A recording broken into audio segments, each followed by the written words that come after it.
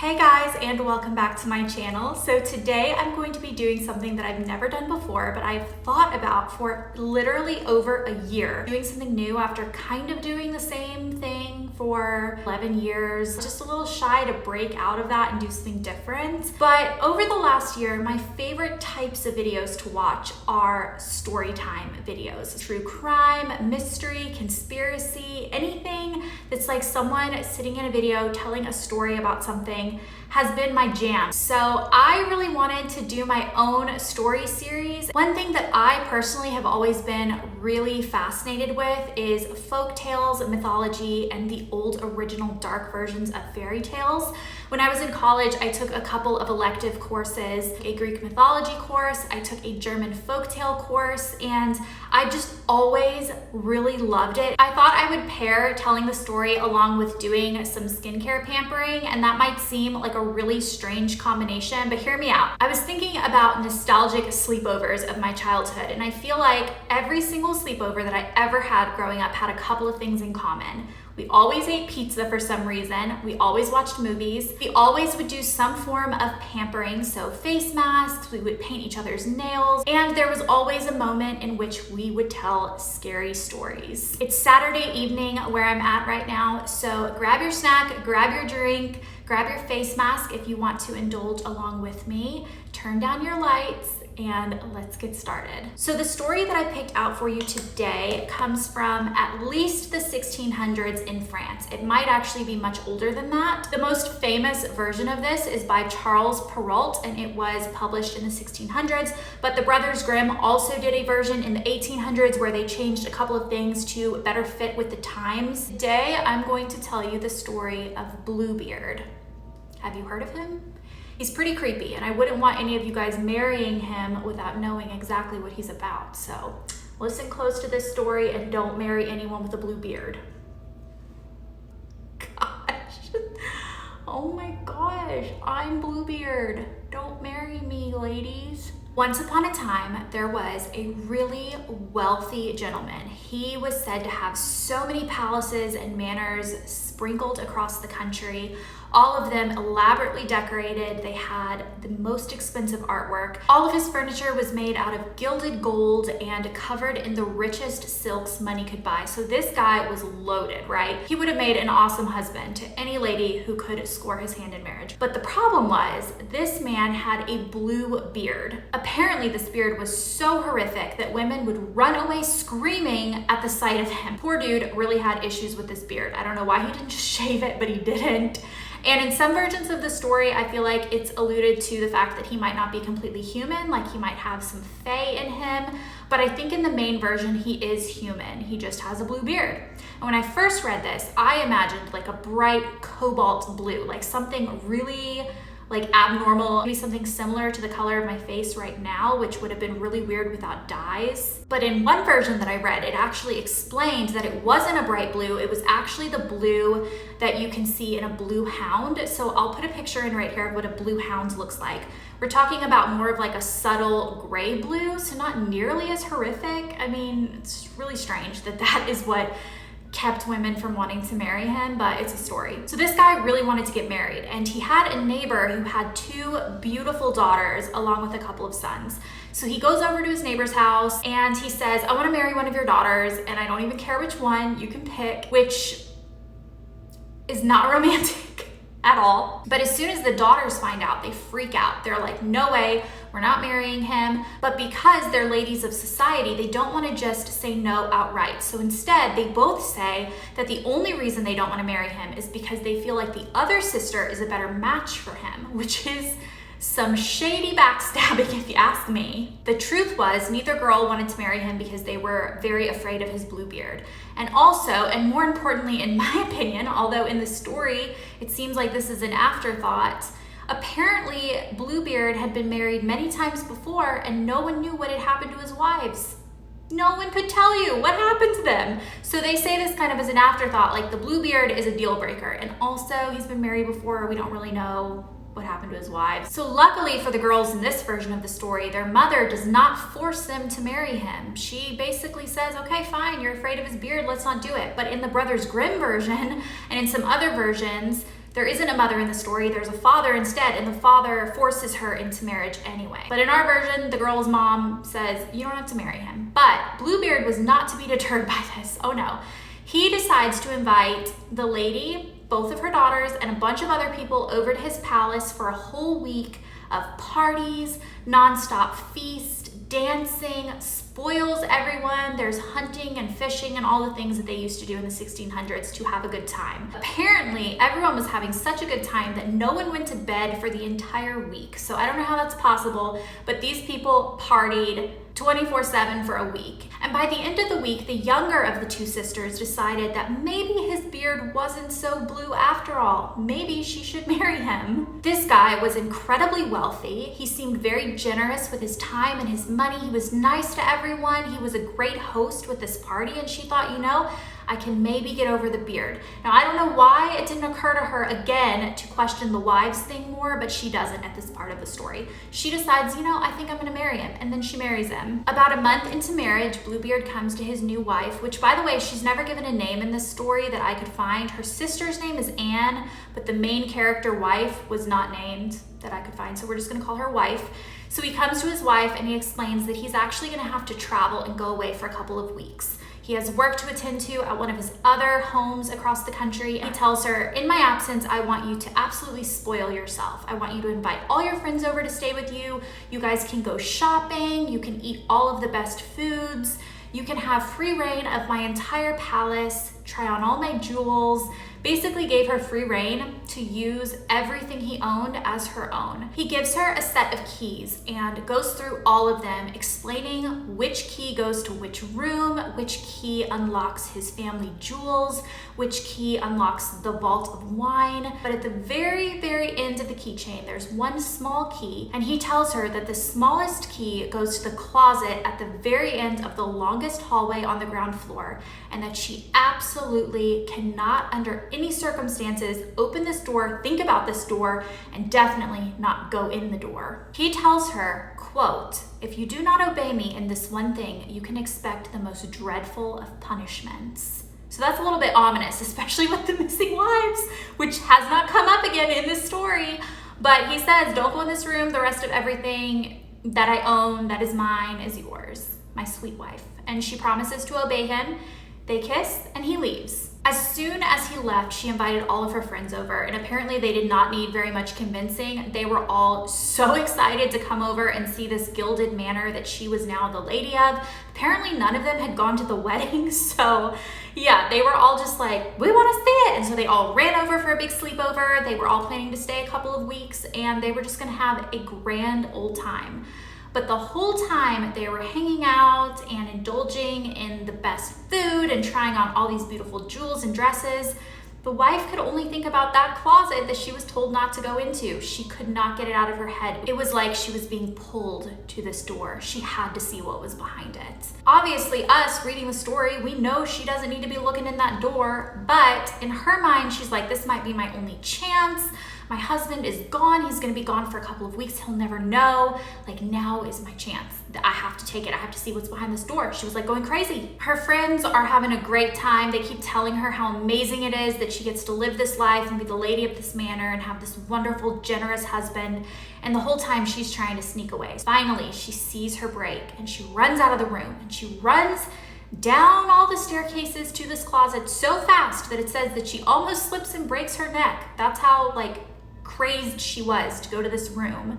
And now I have to wash off my mask, so we'll be right back. I don't know for sure that I can talk with some eye patches underneath my eyes, but I'm gonna try. So this is the Patchology Calming Tea Infused eye patches, and we're gonna see if they'll stay on while I'm actually talking. We'll see. But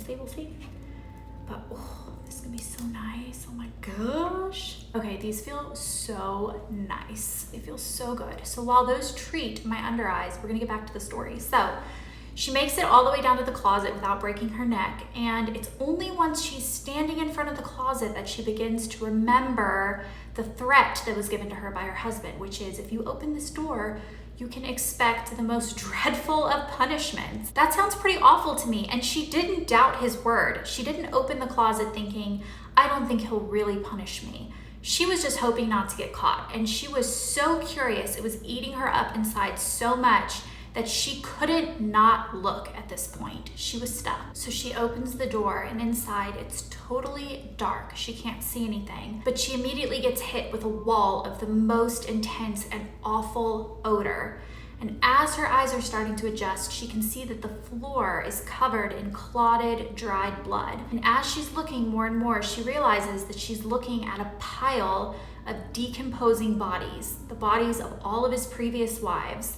They were all piled on top of each other, killed one after another. The older ones are just skeletons, but the freshest one looks like she could have only been dead for about 6 weeks, which means she was probably killed right before Bluebeard decided he wanted to take a new wife. In one more modern retelling that I read, the bodies of the wives were all preserved and enclosed in glass coffins, each in their own coffin around the room, similar to how you would imagine Snow White in her like glass coffin, still looking like she's not decomposed or dead. And in some versions, including the one that I'm basing this the most off of, the original 1600s version, it is just piles of decomposing bodies all stuffed into this closet. So a real serial killer, okay? A wife killer, killing all these wives and putting them in the closet, and she knows she's gonna be next. At this point in the story, I was convinced that he was just gonna magically know she had opened the closet and he was gonna be like standing in the doorway when she turns around. That's how these stories seem to work. Like he's just gonna magically find her there and like, you know, kill her right there. But he doesn't. She kind of comes to, she realizes the danger she's in, and as she is trying to back out of the room, she accidentally drops her little key. And instead of leaving it there, again, I thought she's gonna leave the key and that's how he's gonna know. She was smart enough to pick up the key, leave the room, lock it behind her. She runs back to her room. She thinks that she's gotten away with it, and she looks down at the little key and realizes that the little key has blood on it. So she washes it off and the blood doesn't wash off. She scours it with brick dust, which I guess is like, you know, gritty to kind of get it off, and the blood does not come off. It turns out that this key was actually enchanted by a fairy friend of Bluebeard's, and that is how he knows if the wives go in there, is if there's blood on the key. But like, if she hadn't have dropped the key, then there wouldn't be blood on it. So it seems like a little strange that all of the wives would have gone in the closet and dropped the key in the blood, like in order to get caught. So she's totally freaking out, but she thinks she has a couple of weeks to figure this out. But Bluebeard actually ends up coming home that evening, and he explains to her that on his way to his other house, he was stopped by a man on horseback who explained to him that the work that he was going to this other house to do had actually been taken care of, and he could go back home to his new wife. So he goes home, there's this joyous reunion in which he is genuinely excited to see her, and she is faking it because she's scared out of her mind. And she pretty much knows she's about to get killed, and she's trying to figure out how to get out of it, and she's just trying to pretend that everything's normal. So she just jabbers his ear off all night long, talking about everything that she did with her friends to keep him distracted. The next morning, Bluebeard asks for the keys back, and apparently she's so scared that she can't even hold it in. She's totally nervous, she's shaking. He can tell right away something's wrong, and he guesses it right away. He says, "Where's the smallest key?" And she says, "Oh, is it not there? I thought I had given it to you. Oh, I must have left it on my dressing table." And he said, "Okay, make sure to bring it to me when it's convenient for you." So he gives her a little out. So this goes back and forth for several days, several weeks. Her saying, "Oh, I meant to bring it to you. I must have just left it in the other room." And him saying, "Oh, that's okay. Just next time you see it, bring it to me." This is really manipulative on his end because he already knows that she's been into the closet, but he's like playing with her by letting her have these extended days to kind of like be more and more afraid and have it build up, the stress levels build up. Finally, she has to give him the key. Like, this can't go on any longer. And as soon as he sees it, he notices the blood on it, and he says, "Why is there blood on this key?" And she says, "Oh, I have no idea. I didn't notice there was blood on the key. I don't know, I must have cut myself." And he said, "Oh no, I know why there's blood on this key. You opened that closet that you were not supposed to open." Like, he knew all along. So then he's like, "Okay, since you love this closet so much that you had to go in there and disobey me, you can go ahead and move in there and take your place amongst all of my other wives," which is horrifying.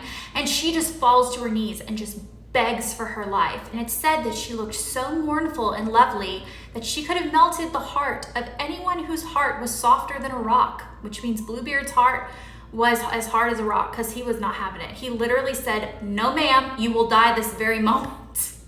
Which is just so aggressive because for weeks he's been just like letting her pretend that she doesn't know where the key is, and now he's like, "You're gonna die in this very minute right now." So then she gives in, she gives up, and she says, "Okay, if I must die, can I at least have time to say my prayers first?" He says, "Sure, I'll give you," quote, "a half of a quarter of an hour." So that's what, like 7.5 minutes? That's just such a random amount of time to give her, but okay, Blue. As soon as Bluebeard has left her alone to say her 7.5 minutes of prayers, she immediately goes and seeks out her sister, which apparently her sister was one of the many friends that were visiting, and since he had come home early, I guess they were still there weeks later, and the sister like happened to be there. So she goes and finds her sister and she says, "I'm gonna die." She tells her, "Sister Anne," so that's how you know that the sister's name is Anne, "Sister Anne, run up to the tallest tower and see if you can see my brothers coming because they were planning on visiting me today. And if you see them, make a sign to make them come as fast as they can." In the next 7.5 minutes would be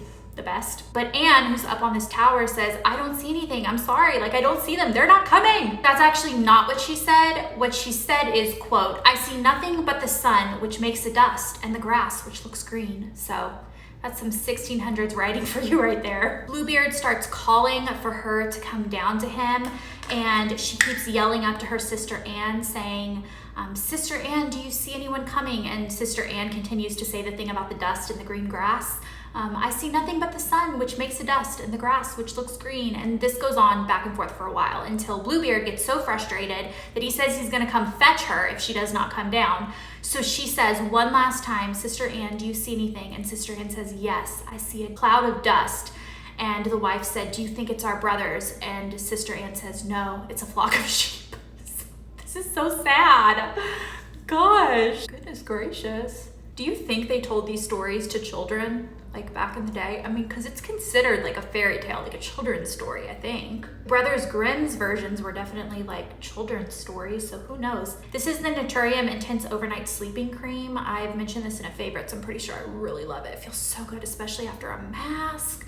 Oh my goodness. I could get used to this whole like skincare and telling a story, but we're not even done with this one. I need to tell you guys what happened. At this point, Bluebeard is yelling so loudly that the entire house is shaking, and she says one last time, "Sister Anne, do you see anything?" And the sister says, "Yes, I see our brothers." And she says, "Do you think they'll get here in time?" And Anne says, "No."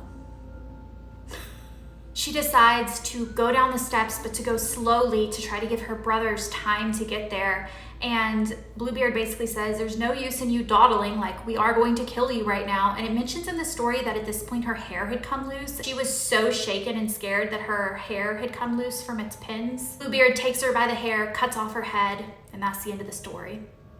I'm just kidding, that's not the end of the story. That is what you would think the end of the story would be because these fairy tales are so dark. And there are some versions out there that are supposed to lead you to believe that he's still out there seeking wives and that you too might catch the attention of a blue-bearded man who kills all of his wives. In this version of the story, Bluebeard is actually about to cut her head off. He has his axe raised high and her hair in one hand, and there's a loud banging at the gate, and he looks over and it's two men rushing in, and he sees that it's her brothers.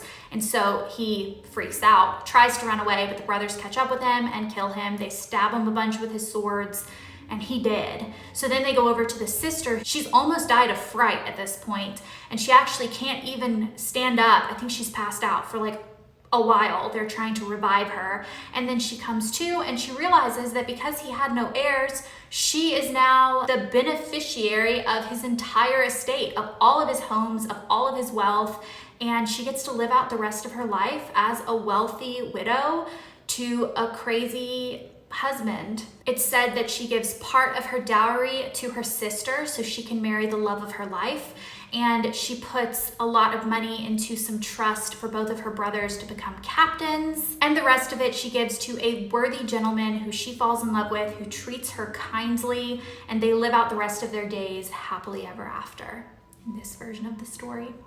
But I'm just saying, if you ever meet a guy with a blue hound beard, run. That is the end of this story. Each of the wives gets killed because they go in and see the other wives.